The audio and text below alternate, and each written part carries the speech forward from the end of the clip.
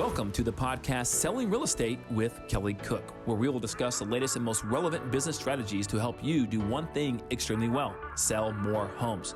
We'll discuss everything from business planning to lead generation and conversion to past client customer service and everything in between. Join us for authentic conversations and nuts and bolts takeaways you can implement into your business today. And now, Selling Real Estate with Kelly Cook.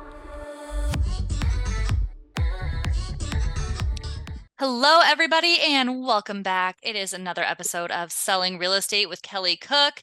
As always, we've got Kelly Cook live here today.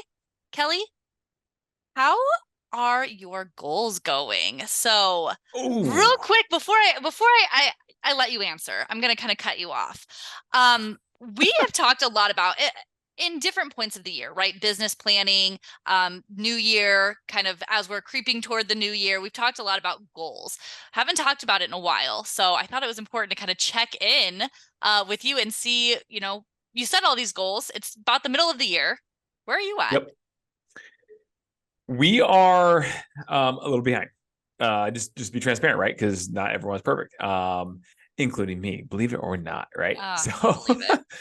So we're a little behind. We are not that far behind. And what's interesting is, if you compare like year over year, the first half of 2022 was really good for most people, right? Because the market started to, kind of like, wane and get shaky May to June. And then, of course, it just kind of nosedived. At least in Phoenix, I know maybe the summer months.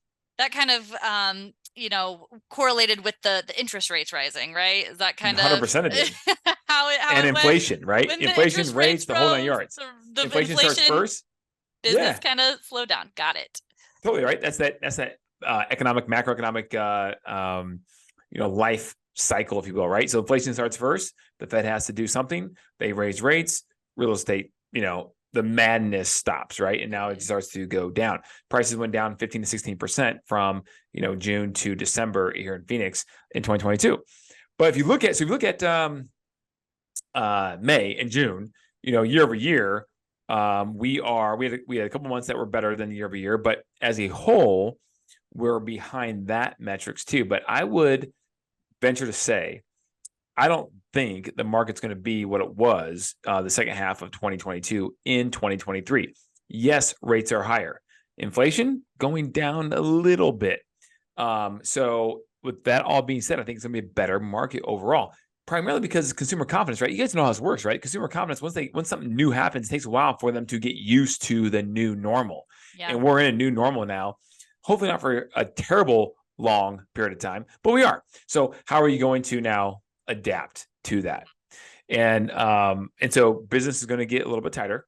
And there won't be as many transactions happening in most places across the country as they normally are in a normal year, if you will. So what are you going to do to ensure your goals are still met?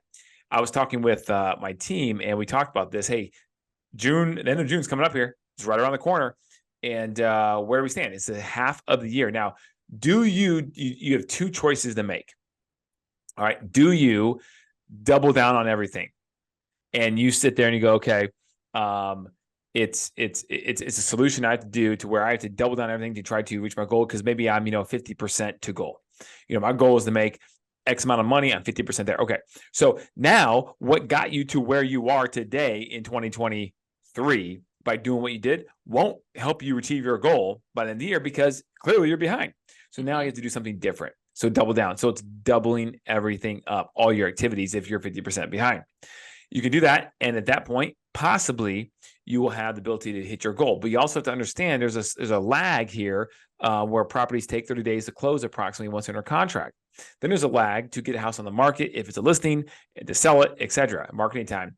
So you might have to do more than 50% if you're 50% behind your goal right now, because you have to account for properties going under contract sometime in November, hopefully to close before December 31st.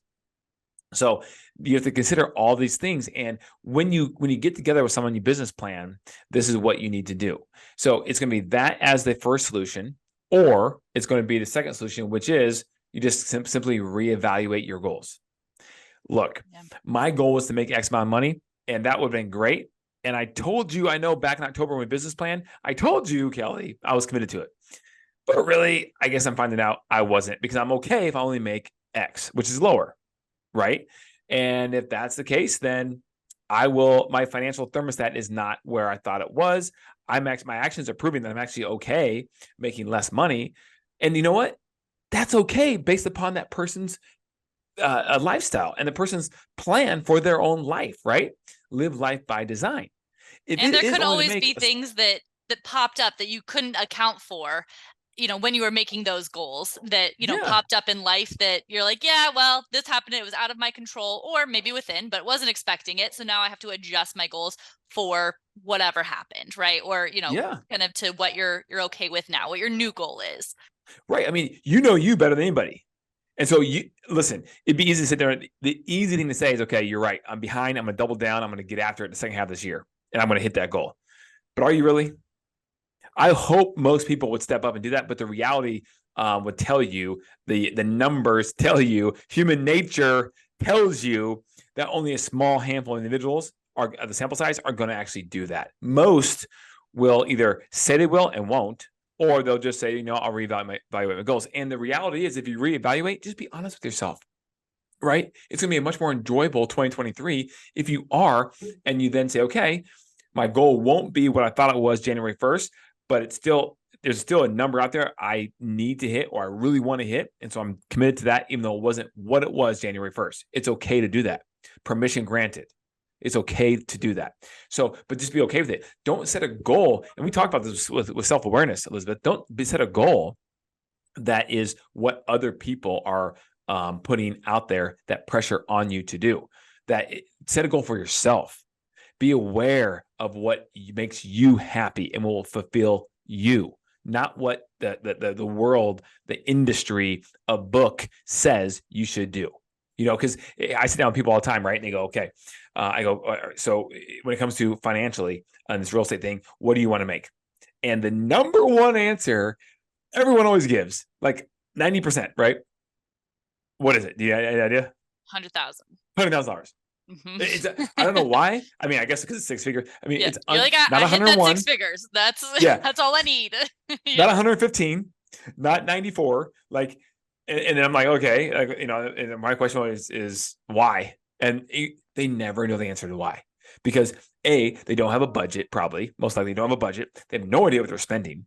They have no idea. Then, if they're spending, they have no idea what if the 100K even covers what they spend. It may or may not, or what that and increase would do for them. Like, to have yeah. a real, like, if I had $100,000 from where I am now, I would be able to do this, this, and this. They don't even have that like planned out, like, Nope. or what that money would mean to them, essentially. Yeah, it just seems like a good large amount, and all my problems would be solved if I did that. And the reality is that's not the case. That's not the case at all, because there's so many other disciplines that go into making this a comprehensive financial goal, a plan for your life, right? And again, don't do it but the world says, hey, if you're making six figures, you're doing great, right? Well, for your lifestyle, because maybe you're a single person who's 24 years old, maybe your lifestyle, $45,000 gets you by just fine. And yeah, it's not going to buy you everything you want, but it's going to get you by just fine. And you're not willing to sacrifice what it takes to make that. And you're okay with making the whatever it is, the 40, 45, 35. I mean, whatever, right? And there's no judgment on that. You're okay in that comfort of what that brings, and it pays the bills. Well, what if you stepped outside the box? What if you step outside the box and you double down and you triple down, and you're able to try to go out there and do more for yourself? But again, that's come from within. There's be a deep-seated issue or reason as to why, because it does take sacrifice, and it's easier to then to go to happy hour with your friends, to continue your normal lifestyle, have the weekend semi off, right? That kind of thing. So what people don't understand is it only takes a short period of time to be great, right? Like, the sacrifice only takes a short period of time. I listened to this podcast today, and they're talking about investing. And this guy in investing said, you know what? There's something called house hacking, right? And that's out there. It's a big thing. Everyone talks about now, but 10 years ago, no one said anything about it, even though it was still happening. I realized I did it back in 2002, and I didn't even know what it was. I just I just did it. Right. But now it has a name. now it has a name, Yeah. right? I didn't have a name for it. I didn't know. I just did it and I didn't know I was even doing a thing, right? That was called this house hacking thing. But the cool thing is, this guy on this podcast goes, look, people sit there and you go, I want to have, this financial, success and freedom. Okay, cool. But yet they're not willing to sacrifice. And the sacrifice could be something as simple as living in a house that shares a common wall with someone else. Or maybe even you share the same kitchen. And that's kind of awkward. I get it, right? Or maybe you have some significant other says, I don't want to do that. But the reality is you don't have to do that forever. If your largest expense, you aren't going to get wealthy by saving that Starbucks coffee every day, right? I mean, you probably should reel that in a little bit if you're going every day and get multiple coffee. That's not good. A realistic budget with it, but it's not going to be world changing. Yeah. You're not going to be world changing if you just cut Starbucks out because, oh my goodness, it's if I, blah, blah, blah, it's too expensive coffee or whatever coffee choice of that you have. But your biggest expense typically is your living expense in terms of your housing, rent or mortgage. If you can eliminate that, then how much faster can you build savings and therefore invest and therefore build wealth? A lot faster, right? So how can you eliminate that? Well, if you own a property, control a property, maybe just control it somehow with some creative financing, or if you own the property outright yourself, then you sacrifice to have maybe the house hack somehow, have someone else share a room with you or you build a little, shed in the backyard with air conditioning and plumbing, right? You put someone back there, right? Or Airbnb it. There's ways to do that. So as a tangent, but it's all the same, whether you're investing or whether it's financial success in your job. It's all the same. There's a short period of time to house hack or to double down activities that you don't necessarily like doing to make it on the other side. It's not something you have to live. You have to house hack for 30 years. No one does that. I mean, you could, but that's silly, right? You don't have to do that. But if you house hack for a few years, it can make you very, very, put you on a path, make you very wealthy down the road. Same with your real estate career, guys. Reevaluate your goals, feel good about it, enjoy what you do. Because if you achieve your goals, you're just naturally going to feel better about it. So set a goal that's realistic that you can now achieve for the second half of 2023 and create a plan, and then work your tail off with an accountability partner to achieve that plan. When you do, even though it may not have been the goal you set out for, you will feel so much better about it, and you'll be fired up and excited about servicing clients at a higher level and the job that you are called to do in this real estate field. And then you'll be fired up for the next year. 2024, you'll start off just naturally in a much better place because your December is probably going to be pretty good, at least better than most Decembers, parlaying right into January, and then you're off and running 2024 So that's my speak today, my high horse today about resetting goals. For long-term success and achieving your goals. Yeah. Absolutely. Success is sequential, right? You have to knock the one little domino down first to get that second one to go. And that third one could be bigger, but the momentum of the first one hitting the second one, hitting that third one that's bigger, will knock that one down too, and so on and so forth. So you have to get that first thing out of the way. And that first thing out of the way is being realistic with yourself, something that you will sell out to achieve. That's realistic to actually achieve based upon, based upon the work ethic you've been, having here for the past 6 months or even before then. Right. So that's my encouragement, guys. Do that right now. You have to take the time to reset the button if needed to make 2023 still a phenomenal year. So Kelly, can we open up this episode with you saying that you're a little bit behind goals, and some of it is just the way that the market is. Maybe some of it is due to, I don't want to say you were lacking on activities, but right, like you can look back and say, what didn't I do right to achieve my goals? And so are you going to be doubling down right now, or are you going to reevaluate where you want to be at the end of the year? Good question. I am doubling down. That's what I'm doing. Here's why. Because when we set goals when I set goals, I'll put it that way, right? I set from a team standpoint. So some individuals that we go through a business planning right in October every year, and they come up with their goals for themselves. We take the combination of all their individual goals, and that becomes our team goal. Now, some of that is some sales I'm committed to do. So when it comes to like my personal production because I work with just past clients in Sphere. Right. I don't compete with agents on my team when it comes to like leads. People who personally request you. 100%. Yeah. Yeah, absolutely. And that's Uh-huh. fun, right? I love working with some people. I just absolutely love. I go hang out, at a restaurant or a bar with them, right? So like we go and show houses on Saturday. Okay, let's go on that one. But I don't have to do that very often, which is nice because they're understandable. I got a family, kids and stuff. So we've been doing this 18 years. You have the ability to, choose some of that, right? Which is nice. Nonetheless, on my personal stuff, I am ahead. Okay. The team is behind.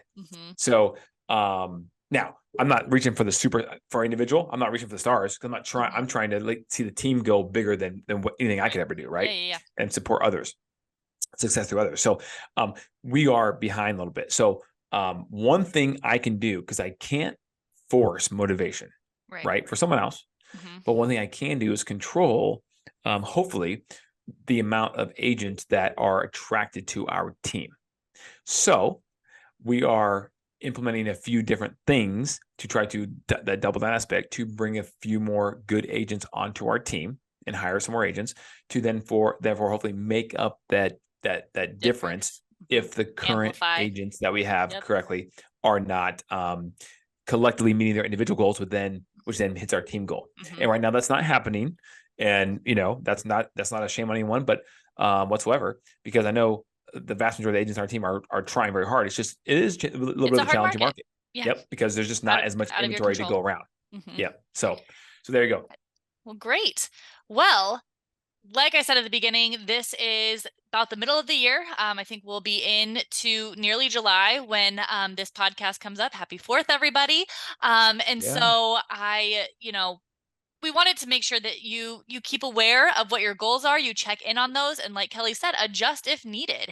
If you are on your way to hitting your goals, you're ahead of them. Great. Wonderful. Pat yourself on the back. If you're a little bit behind, which I assume a lot of people in this market are just because of the conditions, take the time to really reevaluate then and take that into consideration for next year. Hopefully the market's better, but kind of take that into consideration when you're business planning in October, which we will talk about in a few months here. So make sure that you stay tuned in a few months. That's always a really, really good episode that we do. So looking forward to that. But if you are, pivoting your goals or doubling down, kind of like Kelly is doing, to bring more agents on, or to start a team. Maybe that was one of your goals and you're not quite there yet. Maybe you've tried a few things and, they haven't gone the right way.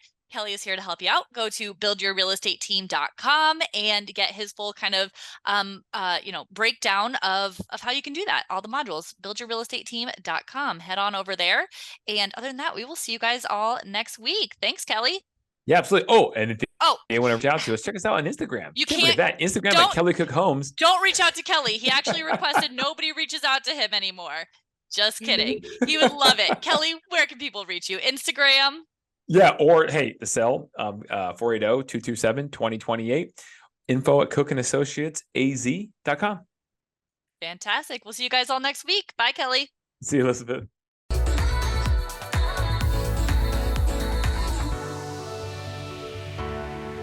Welcome to the podcast Selling Real Estate with Kelly Cook, where we will discuss the latest and most relevant business strategies to help you do one thing extremely well: sell more homes.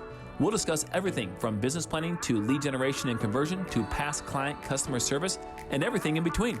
Join us for authentic conversations and nuts and bolts takeaways you can implement into your business today. And now, Selling Real Estate with Kelly Cook.